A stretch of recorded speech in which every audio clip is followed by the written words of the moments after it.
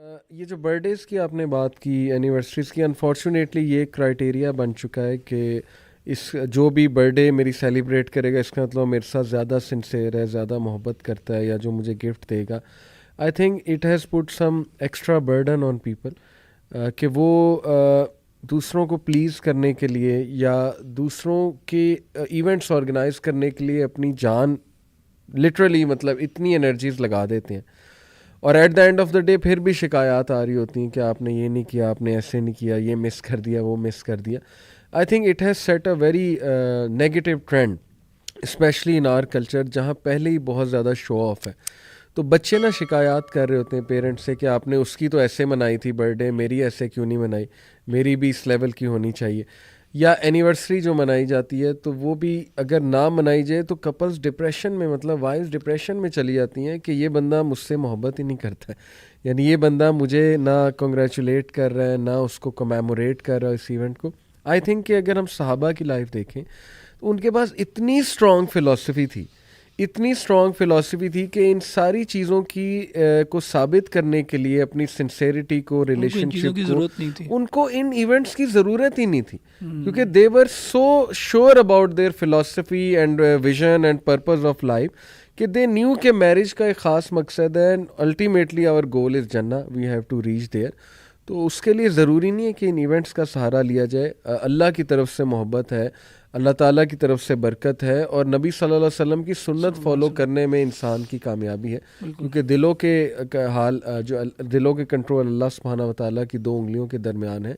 तो ये सारे मामलात अल्लाह सुब्हानहू व तआला ने चलाने हैं, तो हम अल्लाह को प्लीज़ करें मिल के, बजाय कि हम जो है वो इस तरह की चीज़ों में सहारा हासिल करें। लेकिन it's very difficult to explain sometimes Ahmed भाई, मतलब जब ये बातें हम करते हैं ना, इवन फैमिली में भी जब करते हैं जी, तो वहाँ भी इनकी एक्सेप्टेंस बड़ी वो एक मुश्किल होती है। देखिए आप और मैं आज ये बातें क्यों कर रहे हैं, हम फॉर एग्ज़ाम्पल ये वाला सवाल क्यों उठाते हैं, फॉर एग्ज़ाम्पल जब क्रिसमस आती है तो हम क्यों मुसलमानों को कहते हैं कि क्रिसमस, हम क्यों उनको बार बार बताते हैं कि इसके ओरिजिन्स क्या हैं और आपको जो है ना इसको प्रैक्टिस नहीं करनी चाहिए। फॉर एग्ज़ाम्पल या ईस्टर आता है या वैलेंटाइंस आता है या कोई भी इस किस्म का दिन आता है, हम क्यों करते हैं ये?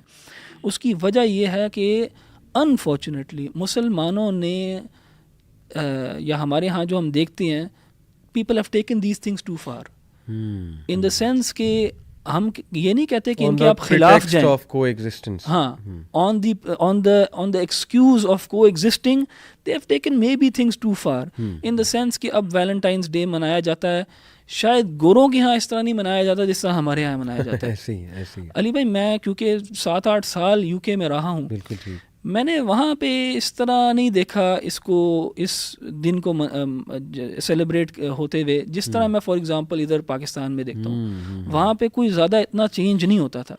वहाँ पे अगर आप समझें कोई फेस्टिवल है जो बड़ा नुमाया होता था, जहाँ पे सड़कें सज जाती थी, दुकानों में सेल्स लग जाती थी, वो क्रिसमस का होता था। क्रिसमस आपको 2 हफ्ते पहले पता लग जाता कि क्रिसमस आने वाली है, बहुत, यानी वो उसको जो है ना हाइप क्रिएट करते हैं उसकी। ठीक है।